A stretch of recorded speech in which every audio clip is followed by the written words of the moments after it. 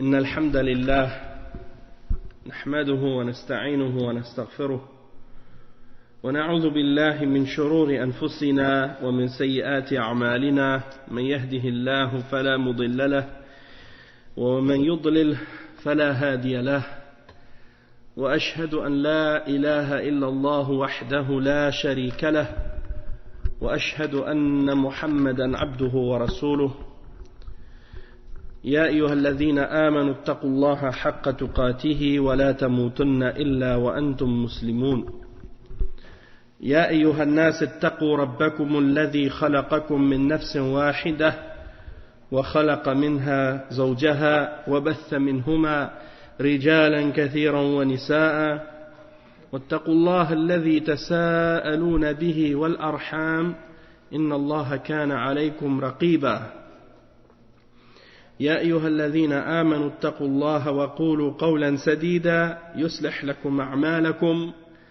ويغفر لكم ذنوبكم ومن يطع الله ورسوله فقد فاز فوزا عظيما أما بعد وإن خير الكلام كلام الله وخير الهدي هدي محمد صلى الله عليه وسلم وإن شر الأمور محدثاتها وكل محدثة بدعة وكل بدعة ضلالة وكل ضلالة في النار أما بعد.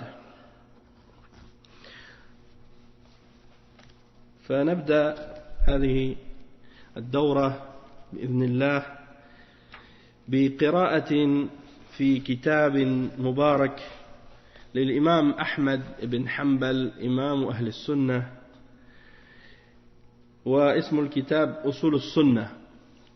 وسنقرأ هذا الكتاب مع بعض التعليقات والشرح للشيخ الإمام أحمد بن يحيى النجمي رحمه الله. فأصول السنة هو بيان لبعض أصول منهاج أهل السنة والجماعة، الأصول التي بنيت عليها هذا المنهاج، هذا المنهج المبارك، منهج أهل السنة. وسنشرح كل فقرة من هذا الكتاب إن شاء الله حتى يتضح لنا المعنى ونفهم منه المراد إن شاء الله. وقد بدأنا في الكتاب وما زلنا في بدايته، فلا بأس أن نقرأ يعني من بداية الكتاب إلى الفقرة التي وصلنا إليها. Donc, alhamdulillah, on commence la lecture de ce livre de l'imam Ahmad ibn Hanbal, les fondements de la Sunna, usul al-Sunnah, et on commence ce séminaire en même temps avec ce sujet, ce thème. Et c'est un livre écrit par un des grands imams de Ahl al-Sunnah, l'imam Ahmad ibn Hanbal. On l'appelle même l'imam des gens de la Sunna, pour différentes raisons qu'on a déjà expliquées dans des cours précédents, mais aussi parce qu'il a subi beaucoup d'épreuves à cause de la sunna, parce qu'il a tenu tête aux gens de l'innovation, aux gens de la bid'a, et il a défendu la sunna, et il a été longtemps torturé et emprisonné à l'époque des Mu'tazila, à cause des Mu'tazila. Donc il a subi beaucoup d'épreuves à cause de ça. Il a refusé de dire ce que les Mu'tazila voulaient imposer à tous les imams de son époque de dire, c'est-à-dire que le Coran est une création, que c'est pas la parole d'Allah, mais que c'est une chose qui est créée. Donc lui, l'imam Ahmad, il a refusé de dire cette parole de mécréance, de kufr, et il a défendu la sunna jusqu'au bout. Il a dit non, le Coran c'est la parole d'Allah, et la parole d'Allah elle n'est pas créée, puisque c'est une attribut d'Allah. Et donc il a défendu la vérité, il a subi beaucoup d'épreuves à cause de ça. Et finalement, alhamdulillah, avant la fin de sa vie, Allah subhanahu wa ta'ala a fait en sorte que les gens de la sunna soient victorieux, et il a été libéré, et alhamdulillah, il a défendu la sunna jusqu'à la fin de sa vie. Et dans son livre, il commence par les points suivants. Il dit: Usul al-sunnati indana, c'est-à-dire les fondements de la sunna pour nous, c'est-à-dire pour nous les gens de la sunna, ahlus sunnati wal jama'a, ceux qui se réunissent ensemble sur les fondements de la sunna. Quels sont ces fondements-là? La première chose qu'il mentionne, c'est at-tamassuku bima kana alayhi ashabu rasulillah, c'est-à-dire de rester fermement cramponné à la chose sur laquelle se tenaient les compagnons du messager d'Allah sallallahu alayhi wa sallam. Ceux qu'ils suivaient, on s'y agrippe et on se cramponne à ce qu'ils suivaient, et on ne lâche pas leur voie. On suit la voie des compagnons du prophète Muhammad sallallahu alayhi wa sallam. Donc ça, on l'a expliqué et on a parlé de ça. Après, il dit wal-iqtida'u bihim, c'est-à-dire de les prendre comme exemple et comme modèle, que les compagnons du prophète Muhammad sallallahu alayhi wa sallam sont des exemples à suivre. Et on a mentionné les preuves de ça dans le Coran et dans la Sunna. Parmi les exemples qu'on a mentionnés, le verset dans lequel Allah subhanahu wa ta'ala dit وَمَنْ يُشَاقِقِ الرَّسُولِ مِنْ بَعْدِ مَا تَبَيَّنَ لَهُ الْهُدَى وَيَتَّبِعْ غَيْرَ سَبِيلِ الْمُؤْمِنِينَ نُوَلِّهِ مَا تَوَلَّى وَنُصْلِهِ جَهَنَّمَ وَسَاءَتْ مَصِيرًا. يَتَّبِعْ غَيْرَ سَبِيلِ الْمُؤْمِنِينَ, on a expliqué que al-mu'minun dans l'ayah هم الصحابة. قوله ويتبع غير سبيل المؤمنين يعني هم المؤمنون في الآية هم الصحابة, parce qu'à l'époque du prophète sallallahu alayhi wa sallam il n'y avait pas d'autres mu'minun que les sahaba. Et donc Allah subhanahu wa ta'ala dans le verset il dit وَمَنْ يُشَاقِقِ الرَّسُولِ مِنْ بَعْدِ مَا تَبَيَّنَ لَهُ الْهُدَى. Donc وَمَنْ يُشَاقِقِ الرَّسُولِ, celui qui fait scission avec le prophète sallallahu alayhi wa sallam, il s'oppose au messager sallallahu alayhi wa sallam, il mérite la menace. Celui qui s'oppose au messager, il mérite la menace qui est mentionnée dans le verset, c'est-à-dire نُوَلِّهِ مَا تَوَلَّى وَنُصْلِهِ جَهَنَّمَ. Mais il y a une autre clause qui est mentionnée dans le verset juste après, وَيَتَّبِعْ غَيْرَ سَبِيلِ الْمُؤْمِنِينَ. Donc ça veut dire il y a deux choses qui sont mentionnées sur le fait que celui qui ne le respecte pas ou celui qui le fait, il va être menacé de cette menace. La première chose, c'est de faire scission avec le messager. La deuxième chose, c'est de suivre autre que le chemin des mu'minin.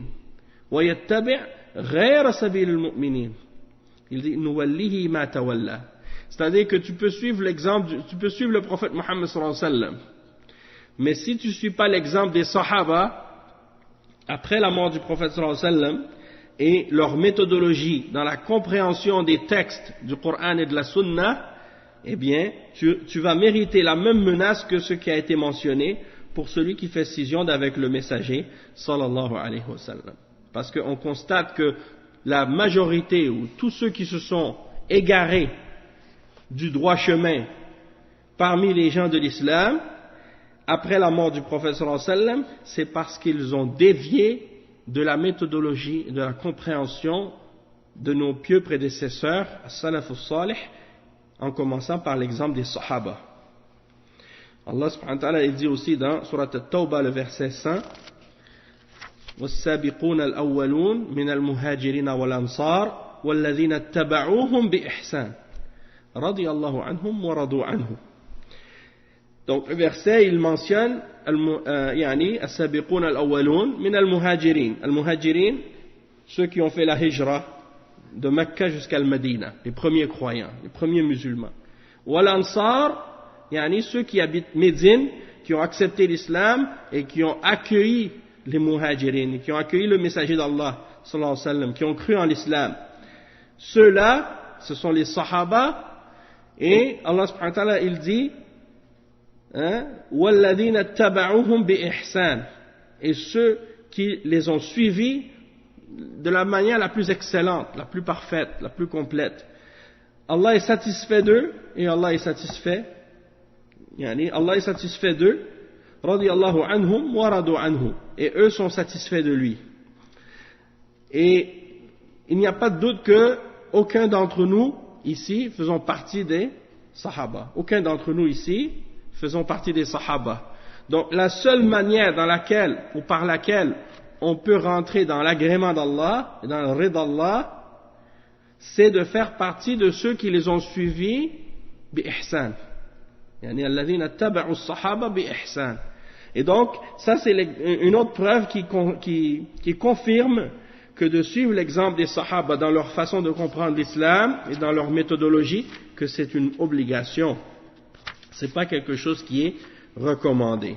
Et donc, ça c'est un autre point qui est très important dans Usul al-Sunnah. Après, il dit l'imam Ahmad, rahimahullah, wa tarkul bid'a. Wa tarkul bid'a.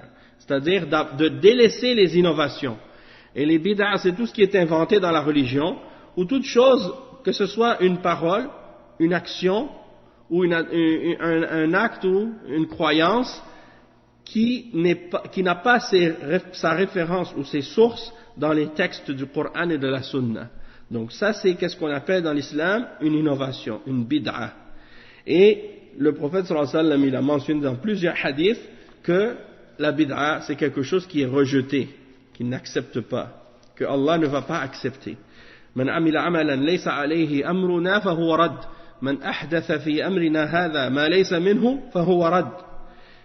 Dans un autre verset, ou bien dans un autre hadith, plutôt le hadith d'Al-Irbad ibn Sariya, c'est un hadith célèbre, il dit يعني ومن يعش منكم فسيرى اختلافا كثيرا فعليكم بسنتي وسنة الخلفاء الراشدين المهديين من بعد تمسكوا بها وعضوا عليها بالنواجذ وإياكم ومحدثات الأمور فإن كل محدثة بدعة وكل بدعة ضلالة وكل ضلالة في النار. Donc, dans ce hadith qui est très célèbre, le prophète sallallahu alayhi wa sallam, il dit, le premier hadith que j'ai mentionné, celui qui fait une action qui ne fait pas partie de notre religion, ce sera rejeté. Celui qui fait une action, ou qui invente une action qui ne fait pas partie de notre religion, il sera rejeté. Et le hadith de Al-Irbad ibn Sariya qui dit, celui qui vivra après moi verra beaucoup de divergences, divisions, ikhtilaf. Fasayara ikhtilafan kathira. Il y a beaucoup de divergences. Et est-ce qu'on voit beaucoup de divergences aujourd'hui parmi les musulmans? Oui. Et la solution c'est quoi? Fa'alaykum bi sunnati wa sunnati al-khulafa ar-rashidin al-mahdiyina min ba'di. Donc la solution c'est de s'accrocher à la sunna du prophète Mohammed sallallahu alayhi wa sallam et la sunna des successeurs bien guidés après lui. Et il dit, accrochez-vous à celle-ci et mordez dedans avec vos molaires. C'est-à-dire pour montrer avec quelle force on doit s'y cramponner. Et il dit, et prenez garde aux pires choses dans la religion, car les pires choses sont les choses inventées, et toute chose inventée est un égarement, et tout égarement est une bid'a, et toute bid'a mène au feu de l'enfer. Donc ça c'est ce qu'on a lu. Puis ensuite, un autre point qu'on a lu, c'était wa tark al-khusumat. Avant ça, c'était wa kullu bid'atin dalala. Toute bid'a est égarement. Il n'y a pas des bid'a qui sont bonnes et d'autres qui ne sont pas bonnes. Comme certaines personnes. Ils disent, oui, mais il y a des bonnes bid'a, il y a des mauvaises bid'a.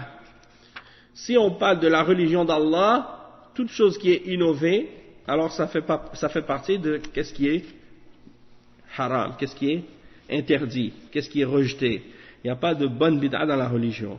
Parce que si tu dis qu'il y a des bonnes bid'a dans la religion, ça veut dire que le prophète Mohammed sallallahu alayhi wa sallam, il n'avait pas bien transmis le message d'Allah. Il n'avait pas bien rempli sa mission.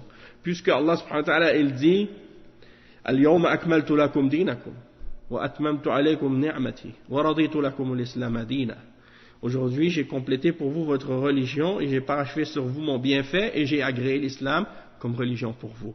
Si, après l'islam, on a besoin de rajouter des choses dedans, ou de changer des choses, d'enlever des choses, ça veut dire que la religion n'était pas complète. Donc ça veut dire qu'on est en train d'accuser le messager d'Allah, sallallahu alayhi wa sallam, de ne pas avoir bien fait son travail. Et ça, c'est une grave accusation contre le législateur, contre Allah subhanahu wa ta'ala et contre le messager sallallahu alayhi wa sallam. Donc il faut admettre la vérité que la religion est complète et qu'on n'a pas besoin d'innover dans la religion. Il y a déjà suffisamment de choses qu'on ne fait même pas encore de notre religion que le prophète sallallahu alayhi wa sallam nous a demandé de faire ou recommandé et on les fait même pas. Alors, est-ce qu'il y a de la place pour qu'on en invente en plus? C'est complètement ridicule. Et c'est pour ça que les salafs disaient, chaque personne qui fait revivre une bid'a, il fait mourir une sunna. Chaque personne qui fait revivre une bid'a, il fait mourir une sunna. Et c'est ce qu'on constate dans les pays où il y a beaucoup d'innovation parmi les musulmans, que les gens ignorent ou ils délaissent beaucoup de choses qui ont été enseignées par le prophète Muhammad sallallahu alayhi wa sallam. On a aussi parlé de la suite. Qu'est-ce que l'imam Ahmad a dit? On a dit qu'il faut délaisser les débats et les disputes dans la religion, ou le fait de s'asseoir avec les gens de la passion. Et quand on parle des gens de la passion, on parle des gens de la bid'a, parce que les gens de bid'a, ce sont des gens qui suivent leur passion. Tu vas pas voir par exemple un mubtadi', un innovateur qui a des preuves du Coran et de la Sunna. En général, on parle de shubuhat. Quand on parle du mubtadi', on ne parle pas de preuves. Parce que les mubtadi' n'ont pas de preuves du Coran et de la Sunna. Ils ne font que suivre des shubuhat. C'est-à-dire, ils prennent des versets qui sont équivoques, c'est-à-dire qu'ils peuvent avoir plusieurs façons d'être compris, ou plusieurs interprétations différentes, puis ils jouent avec leur sens. Et ils laissent de côté les versets sans équivoque, c'est-à-dire les muhkamat, les versets qui sont clairs, qui sont explicites. Ils les laissent de côté. Et ils jouent avec le sens des autres versets pour ibtira al-fitna ou ibtira at-ta'wilihi. Donc ça c'est qu'est-ce que Allah subhanahu wa ta'ala il mentionne dans surat Al-Imran. Il dit huwa alladhi anzala alayka al-kitaba minhu ayatun muhkamat هن أم الكتاب وأخر متشابهات فأما الذين في قلوبهم زيغ فيتبعون ما تشابه منه ابتغاء الفتنة وابتغاء تأويله وما يعلم تأويله إلا الله والراسخون في العلم يقولون آمنا به كل من عند ربنا وما يذكر إلا أولو الألباب. Donc dans ce verset, Allah subhanahu wa ta'ala il clarifie ce sens que je viens de mentionner, que les gens de bid'a n'ont pas de dalil, n'ont pas de preuves, ils n'ont que des shubuhat. Et ash-shubha, qu'est-ce que ça veut dire en arabe? Ash-shubha c'est quelque chose qui est un faux argument, un faux raisonnement. C'est quelque chose qui ressemble à la vérité, mais ce n'est pas la vérité. Et ça mélange les gens qui ont peu de science dans la religion. Ça les confond dans leur religion parce que, étant donné que la chose ressemble à ce qui est vrai, la personne qui va l'entendre et qui n'a pas suffisamment de science dans l'islam, elle va être mélangée. Elle va être mélangée par qu'est-ce qu'elle entend de la part des innovateurs. Non. Donc, le cheikh il dit il faut éviter de s'asseoir avec les gens de l'innovation parce que si tu t'assois avec eux, tu risques de t'égarer. Ahlul ahwa, ahlul bid'a, on les appelle ahlul ahwa. Puis on a mentionné des athar, c'est-à-dire des paroles des imams, parmi les imams des salafs, qui mentionnent leur attitude envers les innovateurs et le fait qu'ils détestaient s'asseoir avec eux. Et on a mentionné à ce sujet-là beaucoup de citations. On est arrivé au point suivant, c'est min usul as-sunnah. L'imam Ahmad ibn Hanbal dit wa tarkul mira'i wal jidali wal khusumat fi ad-din. Wa tarkul al-mira' wal jidal wal khusumat fi ad-din. Donc ça c'est des mots qui sont mentionnés par l'imam Ahmad qui sont des mots qui sont proches dans leur sens. Al-mira wal jidal wal khusumat, ça se ressemble, c'est des mots qui impliquent ou qui signifient les disputes, les débats, les argumentations, mais les argumentations bil batil, dans le faux. Et malheureusement, on est à une époque où les gens ils aiment rentrer dans ce genre de débat, dans ce genre de disputes dans la religion. Des fois, malheureusement, les musulmans ils apprennent quelque chose, puis quelqu'un il va s'asseoir avec d'autres musulmans, d'autres frères, commencent à vouloir débattre sur la religion. Alors que le sujet, c'est-à-dire la religion, c'est pas un sujet de débat à la base. On n'a pas le droit de débattre à propos des versets d'Allah, à propos des hadiths. C'est quelque chose, quand c'est quelque chose qui est clair, la seule chose qu'on doit faire, c'est l'accepter. Si on sait quelque chose qui vient d'Allah et de son messager, on l'accepte et on le prend. Si on ignore quelque chose, on se tait. Et on retourne aux ulama pour le comprendre. Le Cheikh Ahmed al-Najmi, il donne des commentaires et il cite d'autres preuves qui supportent ce que l'imam Ahmed a dit. Il dit وَالدَّلِيلُ قَوْلُهُ تَعَالَى وَلَا تَكُونُوا مِنَ الْمُشْرِكِينَ مِنَ الَّذِينَ فَرَّقُوا دِينَهُمْ وَكَانُوا شِيَعًا. Il a cité ce verset-là en premier. C'est le verset 31 et 32 dans Surat Ar-Rum, dans lequel Allah subhanahu wa ta'ala dit ce qui signifie et ne soyez pas parmi ou du nombre des mushrikines, c'est-à-dire les gens qui font du shirk, qui associent avec Allah subhanahu wa ta'ala, qui adorent d'autres que Allah subhanahu wa ta'ala, parmi ceux qui ont divisé leur religion et qui sont devenus des sectes, qui sont devenus des groupes et des sectes. Et le cheikh, il cite ce verset-là pour indiquer que le résultat des disputes et des débats dans la religion, à propos de la religion, et en particulier à propos de l'aqida, c'est, le résultat de ça, c'est la division et les sectes. Et c'est une des manières par lesquelles les gens de l'innovation et de la bid'a et de l'égarement, les gens qui ont des maladies dans le cœur, lorsqu'ils veulent égarer les musulmans, ils utilisent cette méthode. Ils utilisent les disputes, les argumentations, les débats, parce que c'est la seule manière par laquelle ils vont être capables de mettre des doutes dans le cœur de celui à qui ils parlent au sujet de ce qu'il sait de sa religion. Il dit ensuite, un autre verset, قال عز وجل ما يجادل في آيات الله إلا الذين كفروا. Le verset 4 dans Surat Ghafir, Allah subhanahu wa ta'ala, il dit, nul ne dispute au sujet des signes d'Allah ou des versets d'Allah, excepté ceux qui ont mécru. Donc ça, c'est pour dire que c'est une caractéristique des kuffar, de débattre à propos des versets d'Allah.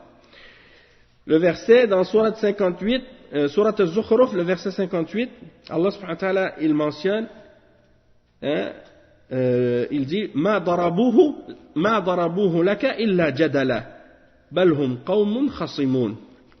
À propos de Isa alayhi salam. C'est-à-dire, il dit, ils ne te l'ont donné comme exemple que pour disputer, pour argumenter. Balhum qawmun khasimun. C'est un peuple disputeur. Ils aiment disputer pour rien. Et ils aiment essayer d'argumenter pour essayer de rejeter la vérité. C'est souvent ce que les gens appellent la philosophie. Les philosophes. Ils veulent philosopher avec la vérité. Tu leur donnes un verset dans le Coran, tu leur donnes un hadith du prophète sallallahu alayhi wa sallam qui est sahih, qui est sarih. Eux, ils commencent à philosopher avec ça. Ils ramènent toutes sortes d'arguments, soi-disant rationnels, pour essayer d'opposer la révélation d'Allah et de contredire ce que Allah subhanahu wa ta'ala a mentionné et de contredire ce que le prophète sallallahu alayhi wa sallam a ramené. Et ça, à une certaine époque, c'est quelque chose qui a ramené beaucoup de divisions et beaucoup d'égarements dans la Ummah. Lorsque, à l'époque justement de Al-Ma'moun, le Khalifatul Ma'moun, à l'époque des Mu'tazila, il a ouvert qu'est-ce qu'on appelle Baytul Hikmah, ou Dar al-Hikmah. Il traduisait tous les textes du grec, du syriaque, de l'Inde, de différentes philosophies, de différents pays d'origine, et il le faisait traduire en arabe, puis le malheur dans tout ça, c'est qu'il commençait même à essayer d'interpréter le Coran et les hadiths à la lumière selon l'interprétation de ces philosophies-là. Au lieu de se satisfaire de ce qui vient d'Allah, subhanahu wa ta'ala, de ce qui vient des sahaba et des ulama de l'islam. Non, c'était pas suffisant pour eux. Et comme Cheikh al-Islam Ibn Taymiyyah a mentionné dans un de ses livres, il dit, celui qui recherche la guidance chez les égarés, c'est normal qu'il va s'égarer. C'est comme si toi tu es voyant, tu as tes yeux, tu vois, et un aveugle passe dans la rue, puis tu lui demandes ton chemin. Hein, est-ce que tu peux me montrer le chemin? Subhanallah, c'est toi qui vois et c'est toi qui demandes à l'aveugle ton chemin. Ça c'est pas normal. Et il cite ensuite, il dit dans un hadith, il dit wa fil hadith ma dhalla qawmun ba'da hudan kanu alayhi illa utul jadal. C'est un hadith qui est rapporté par At-Tirmidhi et Ibn Majah. Et c'est un hadith rapporté selon Abu Umama. La suite du hadith c'est ثم تلا رسول الله صلى الله عليه وسلم هذه الآية ما ضربوه لك إلا جدلا بل هم قوم خصمون وحسنه الألباني رحمه الله. Donc c'est une explication donc du verset qu'on a lu, le verset 58 dans Surat Az-Zukhruf, que le prophète sallallahu alayhi wa sallam a dit un peuple ne s'est pas égaré après avoir connu la guidance, excepté qu'ils ont reçu al-jadal, l'argumentation, la dispute dans la religion, ou bien si on veut même la philosophie, ce genre de philosophie-là. Et d'autres l'appellent aussi la dialectique aristotélicienne, ou bien toutes sortes d'autres méthodes qui sont appelées de différentes façons. Donc il dit aussi wa fil hadith أبغض الرجال إلى الله الألد الخصم أبغض الرجال إلى الله الألد الخصم. Il dit الألد الخصم المعوج عن الحق المولع بالخصومة والماهر بها. C'est-à-dire que la personne que Allah déteste le plus, c'est la personne qui est al-aladdul khasim. Et al-aladdul khasim, ça veut dire que la personne qui est déviée, qui est détournée de la vérité. Et qui est, c'est une personne qui aime beaucoup disputer, argumenter tout le temps, et qui est très fort là-dedans. Il est fort dans la dispute et dans l'argumentation. Il y a des gens comme ça. Et ça, c'est quelque chose qui est détesté par Allah subhanahu wa ta'ala. Et ce hadith, il est rapporté par Al-Bukhari et Muslim. C'est un hadith sahih qui est rapporté selon Aisha radiyallahu anha. Il dit وقال عمر بن عبد العزيز رحمه الله من جعل دينه غرضا للخصومات أكثر التنقل. C'est-à-dire celui qui fait que sa religion soit à la merci des disputes et des argumentations, eh bien il change beaucoup. Il va aller d'une voie à l'autre, d'une croyance à l'autre, d'une idée à l'autre. Et ça c'est dangereux parce que c'est une manière par laquelle la personne quitte la vérité. Et Omar ibn Abdul Aziz, c'est un parmi les grands khulafas de cette umma, et il a été connu pour sa justice et pour son adoration. C'était un khalifa très savant et pieux, et il aimait les ulama de la sunna. Donc ça c'est une de ses caractéristiques, rahimahullah. Donc il a mentionné ça, et il y a aussi une autre parole de Al-Hassan. Et Al-Hassan, c'est Al-Hassan al-Basri. C'est un des imams parmi les tabi'in, les élèves des sahaba. Il dit قال الحسن لرجل أراد أن يجادله أما أنا فقد أبصرت ديني فإن كنت أضللت دينك فالتمسه. Il y a un homme qui voulait venir argumenter ou débattre avec Al-Hassan al-Basri, rahimahullah. Al-Hassan al-Basri qui a étudié sa religion avec les Sahaba. Il est l'élève des Sahaba. Il a grandi dans la maison des Sahaba. Il n'a pas besoin de chercher sa religion dans les argumentations et les débats. Donc, un homme est venu pour débattre avec lui, argumenter avec lui au sujet de la religion, au sujet de la croyance. Peut-être qu'il voulait débattre sur le qadar, peut-être qu'il voulait débattre sur le tawhid, peut-être qu'il voulait débattre sur une autre question parmi les différentes questions de la religion. Et peut-être qu'il a des doutes et il veut mettre au défi un imam parmi les imams de la sunna. Alors il va voir Al-Hassan al-Basri pour débattre avec lui. Et l'imam Al-Hassan al-Basri ne veut pas débattre avec lui. Il lui dit, si toi tu as perdu ta religion, alors sache que moi, ma religion, je la connais. Je n'ai pas besoin de débattre à son sujet. Si toi tu as perdu ta religion, va la chercher. Moi j'ai compris ma religion. Et il y a des paroles semblables qui sont rapportées à propos de l'imam Malik, Malik ibn Anas, imam Dar al-Hijra, l'imam de Médine, un homme est venu le voir, il a dit, je veux débattre avec toi sur la religion. Il a dit, et qu'est-ce qui arrive si tu débats avec moi, puis finalement c'est toi qui as le dessus sur moi? Il dit, mais dans ce cas-là tu vas me suivre. Là, alors il a dit, d'accord, et si un troisième arrive, et il nous débat tous les deux, il débat contre nous tous les deux, il argumente contre nous tous les deux, et il a le dessus sur nous deux. Il a dit, dans ce cas-là, on va le suivre. Il a dit, si toi tu as perdu ta religion, va la chercher, moi je connais la mienne. Hein? En voulant dire que la religion, c'est pas un sujet pour faire des débats. C'est un sujet, tu l'apprends et tu t'accroches à cette religion, du moment que tu l'apprends du Coran et de la Sunna et de la compréhension des pieux prédécesseurs, as-salaf as-salih, ça suffit. Tu n'as pas besoin de débattre ou rentrer dans des débats ou des argumentations. Les points suivants parmi les points que l'imam Ahmad ibn Hanbal rahimahullah a mentionné, c'est as-sunnatu atharu rasulillah sallallahu alayhi wa sallam. C'est-à-dire, il dit was-sunnatu indana atharu rasulillah sallallahu alayhi wa sallam was-sunnatu tufassiru al-Qur'an wa hiya dalailu al-Qur'an. Donc il dit, la sunna, pour nous, les gens de la sunna, ce sont les narrations du messager d'Allah, sallallahu alayhi wa sallam. Et il dit, et la sunna explique le Coran. La sunna explique le Coran et ce sont les preuves du Coran. C'est-à-dire que pour comprendre le Coran, il faut retourner à la parole du messager d'Allah, sallallahu alayhi wa sallam. Et pas commencer à essayer d'interpréter le Coran selon notre propre compréhension, parce que ça c'est une des portes de l'égarement. Et le cheikh il dit وإذا قيل آثار رسول الله صلى الله عليه وسلم فإن المراد بها ما نقل عنه صلوات الله وسلامه عليه من أقوال وأفعال وإقرارات.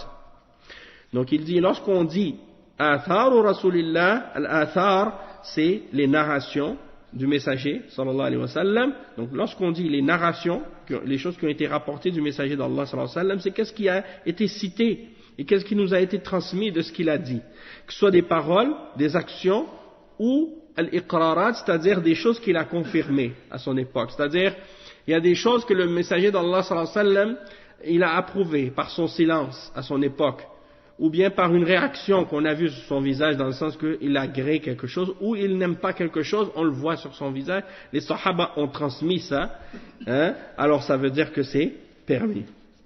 Et donc il dit وَقَوْلُهُ وَالسُّنَّةُ تُفَسِّرُ الْقُرْآنَ وَهِيَ دَلَائِلُ الْقُرْآنِ الدَّلِيلُ عَلَى ذَلِكَ قَوْلُ اللَّهِ تعالى وأنزلنا إليك الذكر لتبين للناس ما نزل إليهم ولعلهم يتفكرون. Donc le cheikh il dit, quand il dit, l'imam Ahmad, la sunna explique le Coran, et c'est l'interprétation du Coran, et c'est les preuves du Coran, il dit la preuve de cela, c'est dans le verset 44 dans Surat An-Nahl, Allah subhanahu wa ta'ala dit, et nous avons révélé sur toi le rappel, al-dhikr, litubayyina lin-nasi ma nuzila ilayhim. Donc on a descendu sur toi al-dhikr. Al-dhikr, ici c'est la sunna. Donc on t'a donné la sunna pour expliquer aux hommes ce qui a été révélé pour eux, c'est-à-dire le Coran. وَلَعَلَّهُمْ يَتَفَكَّرُونَ, et pour qu'ils puissent réfléchir.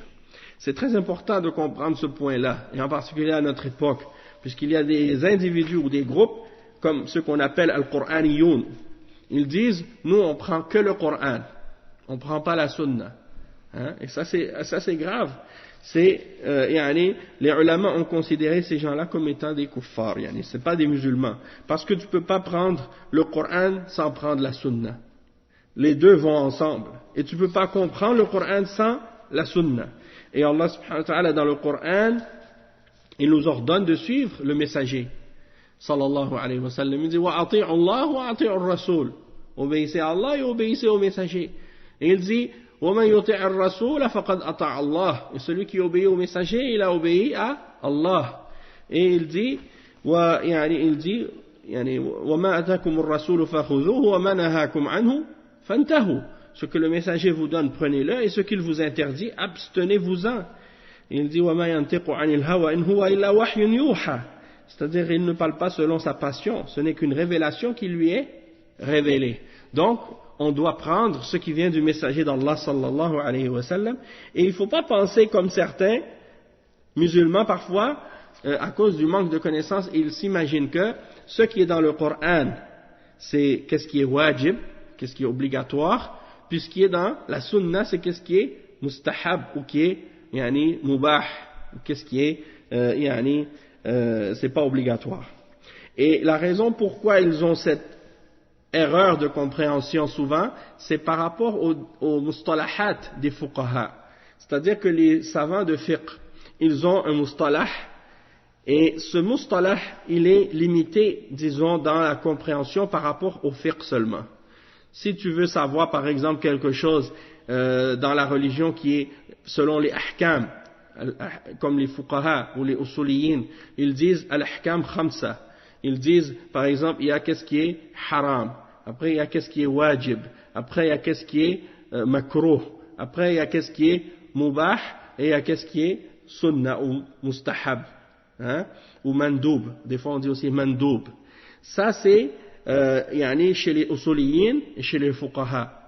Mais il faut comprendre que quand les ulama d'Ahl Sunnah, lorsqu'ils disent le terme sunnah, ça ne veut pas juste dire qu'est-ce que les fuqaha, eux, utilisent le terme pour désigner, par exemple, qu'est-ce qui est recommandé.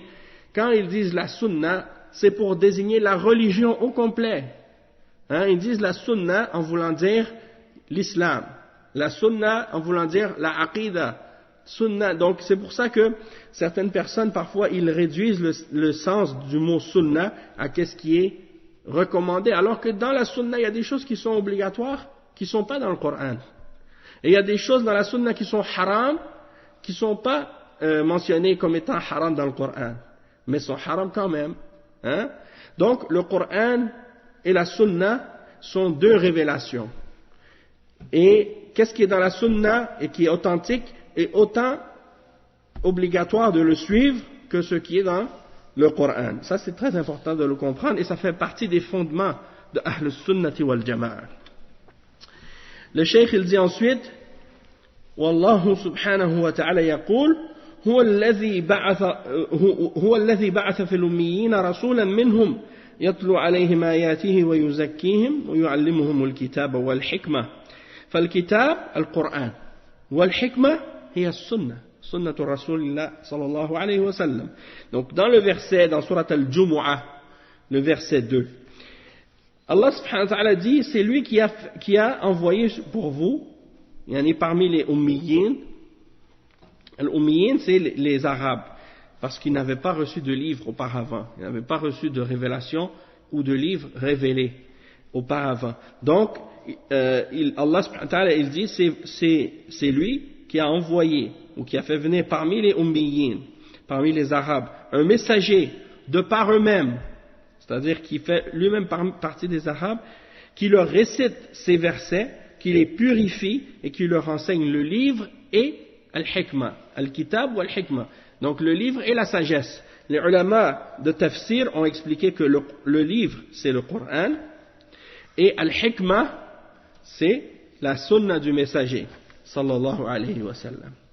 Et il y a également le hadith qui est rapporté par l'imam Ahmad dans sa Musnad et Abu Daoud également, qui a été authentifié par Sheikh Al-Albani dans le Mishkat al-Masabih. Il dit قال النبي صلى الله عليه وسلم ألا إني أوتيت القرآن ومثله معه ألا إني أوتيت القرآن ومثله معه. C'est-à-dire j'ai reçu ou on m'a donné le Coran et quelque chose de semblable avec, de quelque chose de pareil avec, c'est-à-dire la sunna. Donc dans une autre narration, le prophète sallallahu alayhi wa sallam dit Jibril il descendait avec le Coran et il descendait avec la sunna.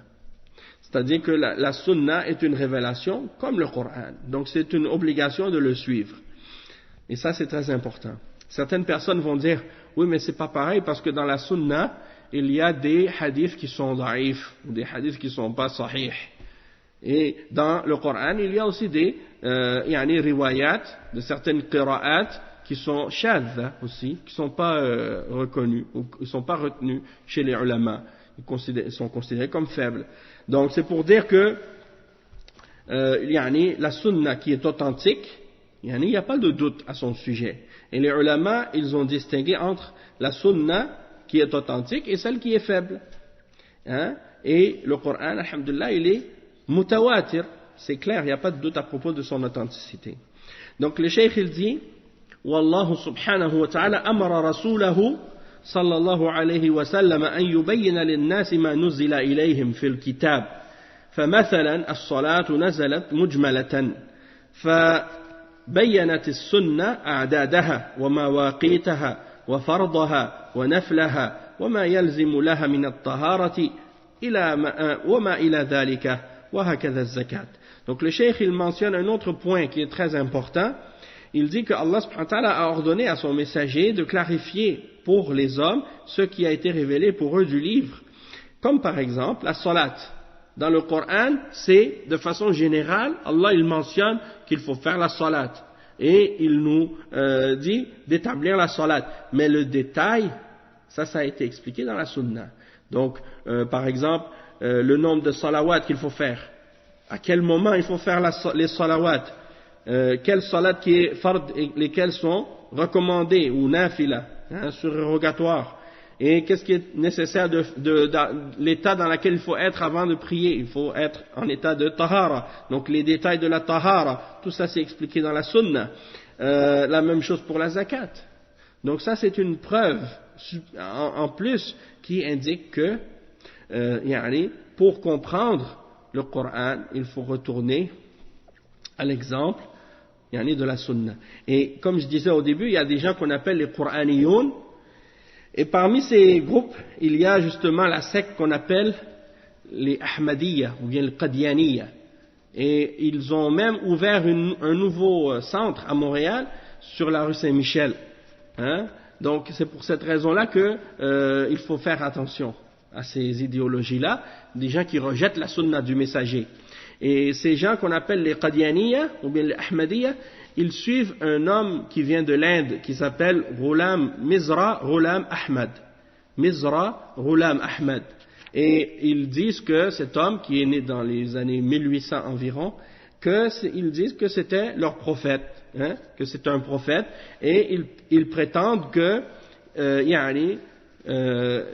comme si il est venu pour compléter ou je sais pas quoi le message.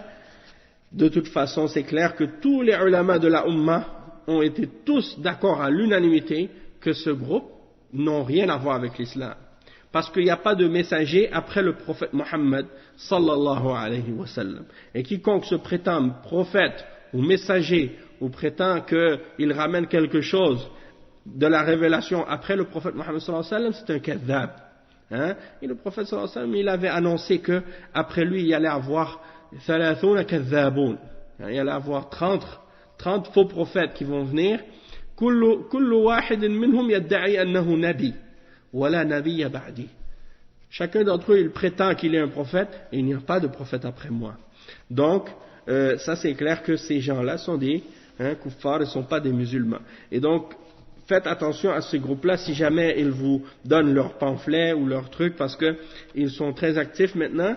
Et même si à la base ils avaient leur da'wah plus en anglais parce que c'est des gens qui viennent de l'Inde et du Pakistan, mais maintenant ils ont même des traductions en français et ils essaient de se propager en France et maintenant même ici au Québec, à Montréal.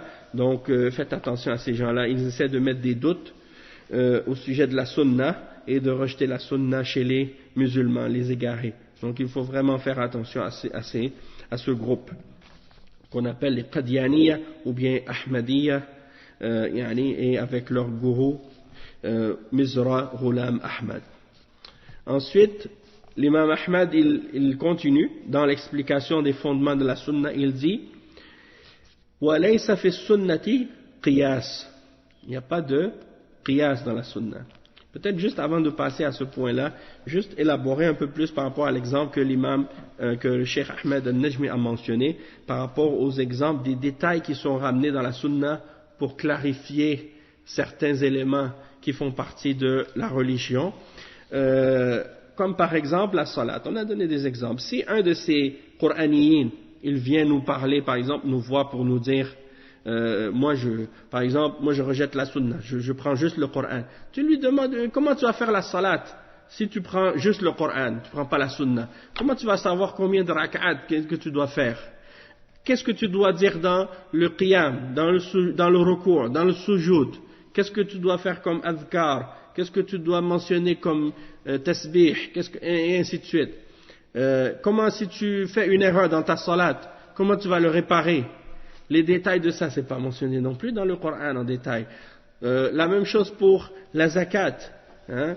Qu'est-ce qui a rapport avec le nisab? Qu'est-ce qui a rapport avec les différents fruits, les différents animaux, si tu as du bétail, les différentes richesses que tu possèdes, de l'or ou de l'argent, c'est quoi, quelle quantité tu dois donner, ou ainsi de suite.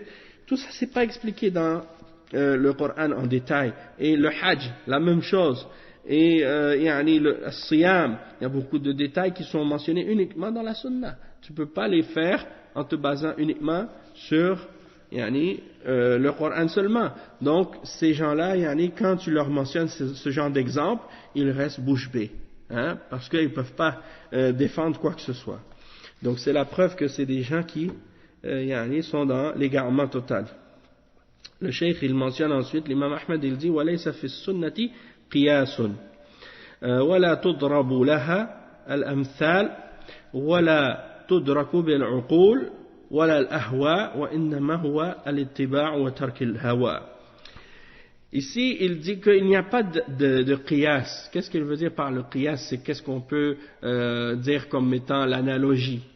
L'analogie, mais c'est un principe spécifique dans l'islam qu'on appelle le qiyas, c'est de faire une analogie, mais en se basant sur les principes de la charia. Donc, il dit qu'il n'y a pas de qiyas dans la sunna. Qu'est-ce qu'il veut dire par la sunna? Quand il dit ici la sunna, il parle de la aqidah de l'islam. Il parle de la aqidah. Donc il dit il n'y a pas de qiyas dans la aqidah. Tu dois prendre qu'est-ce qui t'a été mentionné dans la révélation et tu t'abstiens à ce qui a été mentionné dans le Coran et dans la sunna. Tu ne vas pas commencer à faire des analogies entre qu'est-ce qui est dans cette dunya puis qu'est-ce qui est dans l'akhirah. Tu ne peux pas. Ou entre la croyance par rapport à qu'est-ce qui est palpable et physique dans ce monde, puis toi tu fais des analogies avec le ghaib, ou bien avec Allah subhanahu wa ta'ala, ou bien avec les anges. Hein? Tu ne dois pas faire ce genre d'analogie-là. Hein? Tu ne vas pas comparer Allah à sa création, faire des ressemblances entre le créateur et la créature, ou faire des comparaisons avec qu'est-ce que Allah subhanahu wa ta'ala il parle quand il parle du châtiment de la tombe. On a vu les exemples comme ça chez les Mu'tazila. Eux, ils ne croient pas au châtiment de la tombe. Ils ont dit, le prophète sallallahu alayhi wa sallam dans le hadith, il dit que quand quelqu'un il est dans sa tombe, il y a les anges qui viennent lui poser des questions. Et après, sa tombe, elle va soit se rétrécir sur lui, ou bien elle va s'agrandir et devenir aussi vaste comme un grand jardin. Et si il n'était pas quelqu'un qui était bien ou qui était droit, sa tombe va être comme un gouffre parmi les gouffres de l'enfer.